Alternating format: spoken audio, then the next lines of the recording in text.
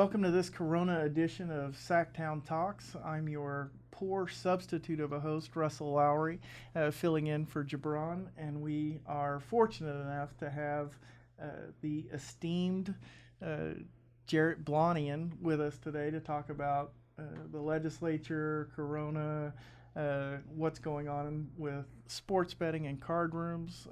Jarhett, welcome to Sacktown Talks. Thank you. Thanks for having me, Russell. Why don't you tell us a little bit about yourself and your practice, how long you've been doing it, where's your focus, that sort of thing. Okay. So I'm an attorney and lobbyist. My father was a lobbyist as well, worked for George Duke Majan. Kind of grew up around here with him, going to fundraisers. Instead of him cooking dinner, he'd take me to fundraisers. So I kind of grew up in the business, learned it from him. When I graduated from law school in 2009, it was a tough economic time, so I started over at the AG's office, worked at the Attorney General's office for about 3 years, and then when my father died in March of 2012, I came over and took over his practice. So I've been lobbying now for just over 8 years, and every year has been interesting, but this is definitely the most interesting. Currently, a lot of my father's business was horse racing, gaming, card rooms, private prisons. A lot of that has ebbed and flowed over the past 8 years. Right. Private prisons don't exist anymore. Horse racing isn't what it was. And putting it mildly. and gaming has changed a lot. And so kind of with that, you have to adjust with the changing times.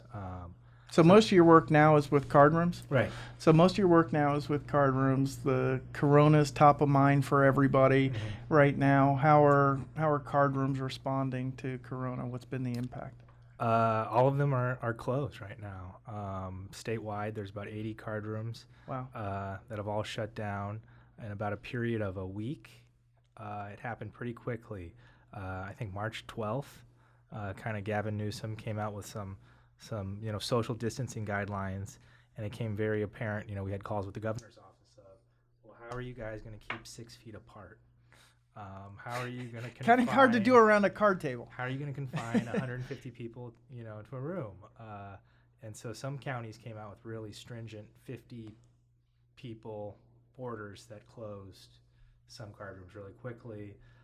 Other counties in the Central Valley were slower to act, but it was very interesting and kind of eye-opening to what the business is in the future, and how long this is an issue for. One of my friends is in Macau. He operates the MGM in Macau, and I've been talking to him regularly about what has happened there, what's going on there. And basically what he told me was that they were closed for 2 weeks in Macau. Wow. It should have been a month, but they're only 2 weeks. But Macau is an island, and basically nobody's allowed to go to Macau right now because mainland China is not allowing anyone to leave. And you can go from Hong Kong to Macau, but then you have to quarantine for 2 weeks once you get in Macau. Wow. So basically, only locals are going to the casinos. And so I kind of asked, well, what are you doing now? Because you're, I guess, past this. And he said, we just had a case on the island just kind of pop up again. Wow. But he said to gamble there now, you have to have a limit of 3 people per table. They operate every other table. Everyone has a mask on. So customers, dealers, everyone has a mask on. You get your temperature scanned on the way in. And they have hand sanitizer and everything. Wow. You have to, because with how this virus spreads, if you're touching chips that everyone else touches and cards, it becomes a big problem. And it's really hard, for example, to play poker or any of these games without touching something that somebody's already touched. Right. So basically, you have to have, they're talking about they're sanitizing their chips constantly. They're switching new chips in. But yeah, it's something a lot of us haven't thought about. Right. No. Who? You mean you hadn't planned for the Spanish flu? I mean, it's. And so even kind of like, well, when this ends, how does it end? And is it going to, kind of, I see it's going to be kind of what's going on in Macau right now. It's going to be a slow thaw out. So yes, businesses may be able to open, but you'll probably have social distancing standards in place. Even after they're open, whenever that period is, Right. whenever this period is, you expect that to be followed with some social distance period for an extended period of time. And what impact is that going to have Right. on your business? And so, like, for example, poker, it's very hard to play poker with people 6 feet apart. Right. Basically, you're not going to be able to play poker. You'll be able to play some of the other card games, but you're going to be limited, to 3 people per table. Wow. So it's kind of like, a lot of these businesses are going to have to adjust on the fly, and, there's going to be some interesting regulatory things where the regulations and kind of some statutes are going to have to tweak around to adjust to this new normal. And the kind of question is, well, how long is this going to be? Is it 18 months? Is it less than that? Well, you brought up something I hadn't thought about before, but the relationship between card rooms and local communities is totally different than other gaming establishments. Have you guys had a chance to look at the revenue impact on cities from card room operations? We've been talking about is a lot of card rooms pay a gross revenue tax to the city. A lot of card rooms, carry most of these cities, and so them being closed is going to be a big detriment to a lot of these cities. And it's kind of like, well, how is this going to balance out? Because the state is not going to be able to backfill them. The federal government doesn't seem to be bailing out cities or states yet at this point. Maybe that will come. But yeah, that's a big issue. Have the cities gotten together? I mean, there's so much bailout money sloshing around from feds and states. Have cities or card room cities getting together to have an explanation of what your clients mean to their cities? Anything like that? I don't think there's been a full realization yet of what the impact is. I just saw something. I monitor kind of Disneyland because I figure if Disneyland can open and operate, then a lot of businesses can. So that Disneyland announced that it's closed indefinitely. Wow. So, but they're saying maybe they're allowing reservations to be made in June. So they're kind of close. Definitely in April. Maybe in May they'll take reservations for June. And then they talked about training and your employees necessarily aren't going to be there. They're not necessarily going to be trained, and you're going to have to come up with supply issues, food, things like that. So it's going to be like a slow. It's not just going to turn the switch and you're back on. And I saw this interesting article where it said the city of Anaheim generates 40% of their revenue from hotels, from Disney, convention centers, sports complex. And so the city of Anaheim is going to be devastated. Right. Much like some of these card room cities. I was just talking to my client yesterday in Colma. They pay roughly $5-6 million a year to the city of Colma, but they have a provision where they have to pay a minimum of $290,000 a month, whether they're open or closed. So some cities have provisions like that where they're protected, where there's a minimum payment. Well, how do you make the minimum payment if you have no? If you have no revenue. Yeah, it was designed to be a minimum payment, so that no matter what happened with, you couldn't game the books or do anything. They were at least going to get this much. Nobody envisioned when you were negotiating a minimum payment that you were going to be shut down completely. Right, and I think a lot of people are saying this is maybe a 2-3 month thing, and you can kind of weather through that. But the question is, if this turns into a bigger issue and people aren't able to make these payments and the stimulus package isn't going to cover those, that's kind of been a question I have is, does the stimulus package envision some of these, they're not rent payments, but they, kind of city licensing fees, right? Right. So for these unique businesses, how is that going to work out?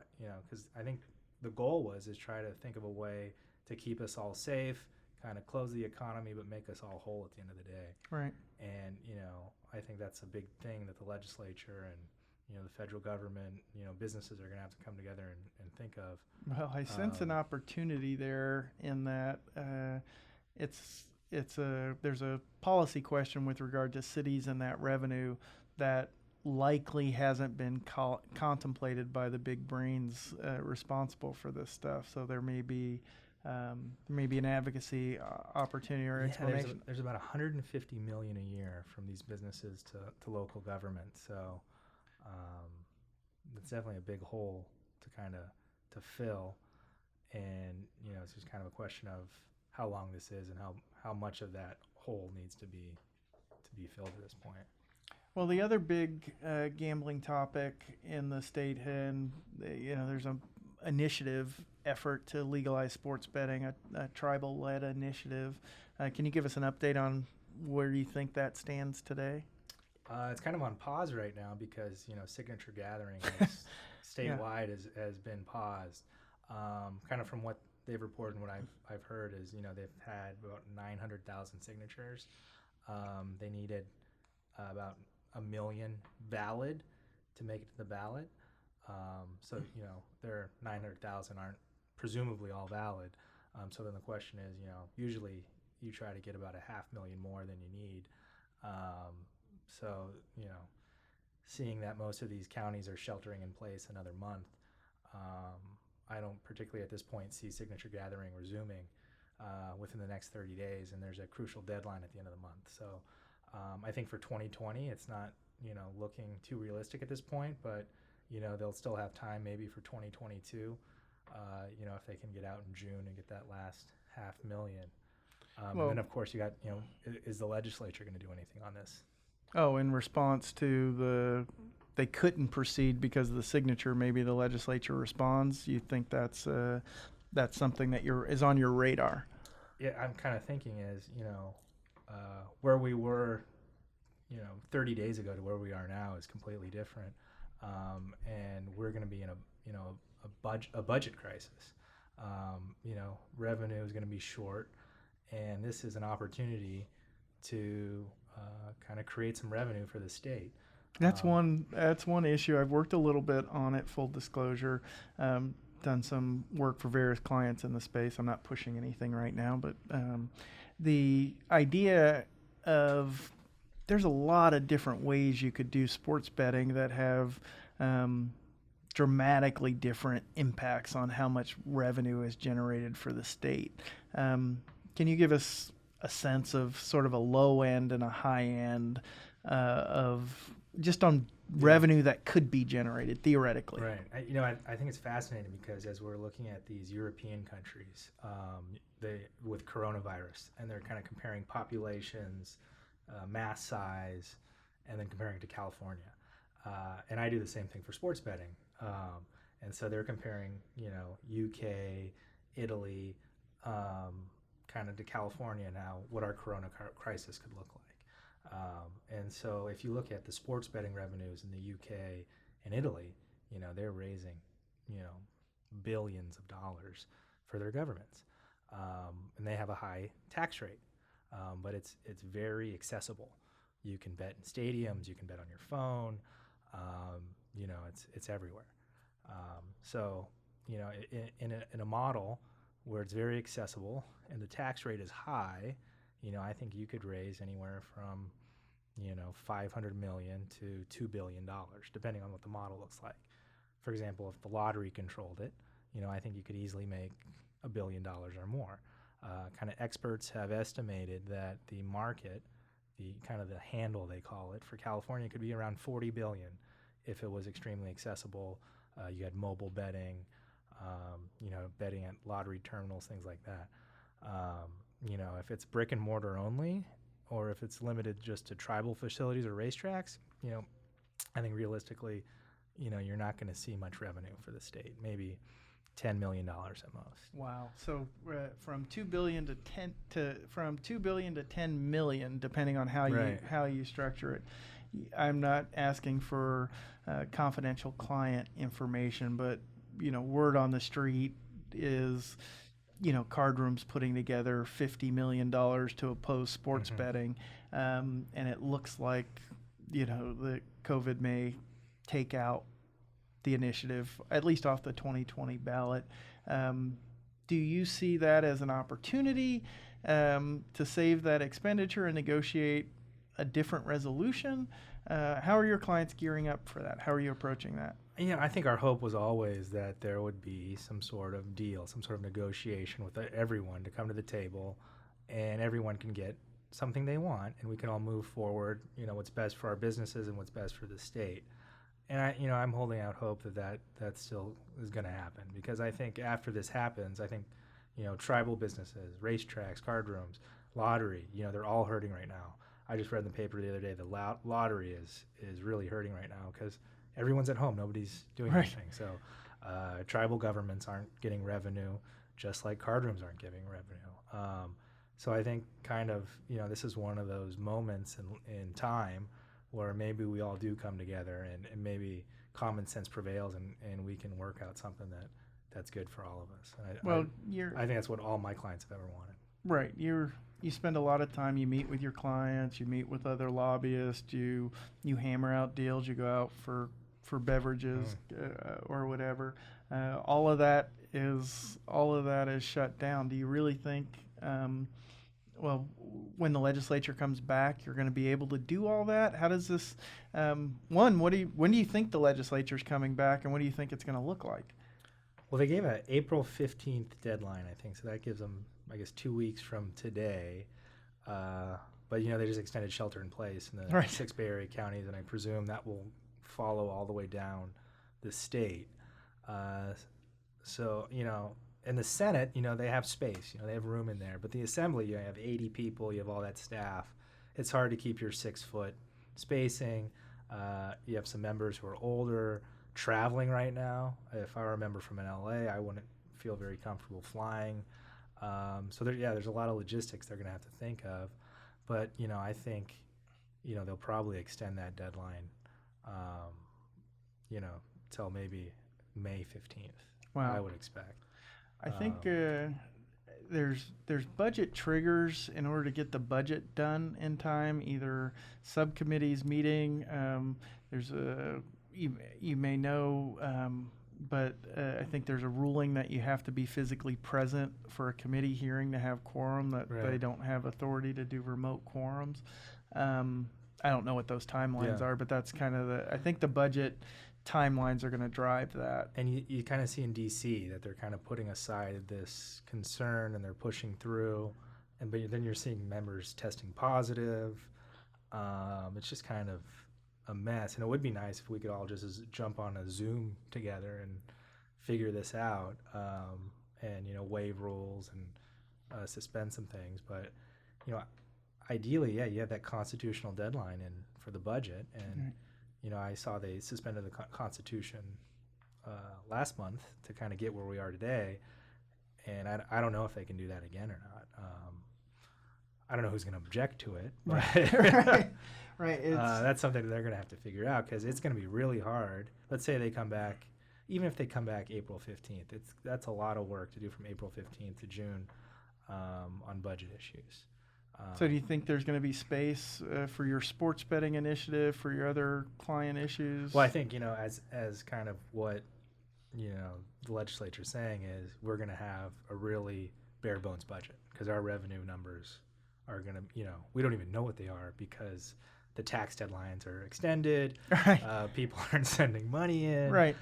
So we're going to have to kind of chip into the surplus we have and kind of do a bubble gum and Band-Aid budget, and basically agencies are frozen. We're going to have to figure out a way to do this. But I think, what's been said is, if you are looking to get money from the state for your program or your pilot project, don't expect to get it. Well, that's But still within if you're coming up with an idea to generate money, maybe that's a different conversation. But even then, you're still framing the issues in terms of the budget, not if it's not budget related. Do you think? Yeah, I think if it's not COVID related, it's not budget related. It's going to take a back seat. I think another big problem for sports betting is there are no sports right now. Right. So this is, I'm reading stories about sports books and, and I was like, what are people watching? I guess there's like international horse races you can watch. Maybe there's some soccer matches. I saw a marble video, a little marble race on Twitter. That was like, that's it's strange times. And Major League Baseball is pondering, like, are they going to be able to play this year? NFL saying, well, you might have some interesting insight too, because most of your work, correct me if I'm wrong, is in regulatory and legal world. And so is that, Right. one, is that correct? And then how are you approaching regulatory work? What's that look like in the world right now? Yeah, it's kind of fascinating because you have all these regulatory deadlines and rules right now that are kind of being suspended or need to change because the world has changed. So, for example, I had a bunch of clients who had a bunch of fees due in April, license renewals coming up. These things aren't feasible now since the agencies are kind of working on this telework, kind of limiting the amount of people in the office. So kind of business as usual for the agencies has changed as well. And, for example, my wife works for an agency, and, they're all COVID focused and kind of doing legislation focused to that and, changing their statutes and laws to kind of, help the state work through this period. So kind of, agencies are kind of putting everything on hold. And, while a lot of the businesses are shut down, and now is a good time to kind of look at, how we can streamline things and make things better for the future, and kind of like, well, we didn't send that in this year because of COVID. Well, is that really necessary? Do we need to do that anymore? And so I think it's kind of a nice time where the agencies are working very well with the business community, and maybe it's kind of a time to look at, we've talked about some emergency regulation packages, kind of looking at business a different way, kind of like you were talking about the legislature and video and whether you have to be physically present.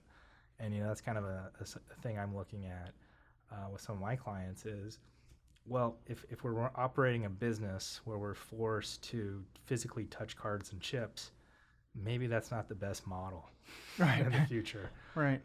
Maybe this is a one-off pandemic, but maybe people's behaviors are going to change a bit, and maybe people are going to be more careful about what they touch and what they do in the future. So maybe we have to be more mindful of that, and kind of adjust our businesses, kind of using technology where we can all kind of have our space, our social distance, but still engage in the activities that we want. That makes sense. You've been, you're that next generation lobbyist. You're active on Twitter, that sort of stuff. Do you see an opportunity to how are you using social media and digital to benefit your clients? It's been really interesting watching social media these past 2 weeks because literally there's no sports. Television is basically shut down. So basically everyone has streaming, Netflix, Disney Plus, and watching the legislators use their social media time has been very interesting to me. Going out for what people are, walking, going outside, cooking dinner and meals. But you can kind of see that everyone has a lot of downtime right now. Right.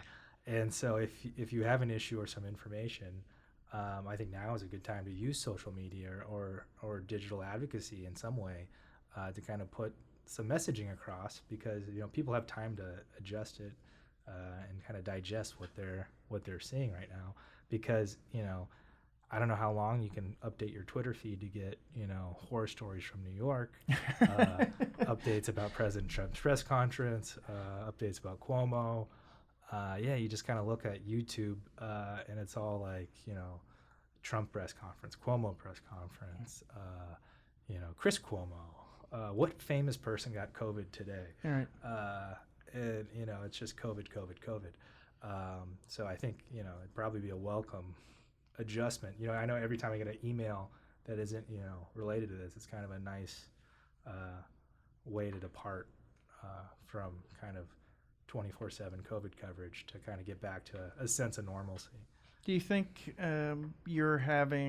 being a digital native, being comfortable on Twitter, gives you some insight or a different relationship with either members or ability to use that than maybe some other folks in town?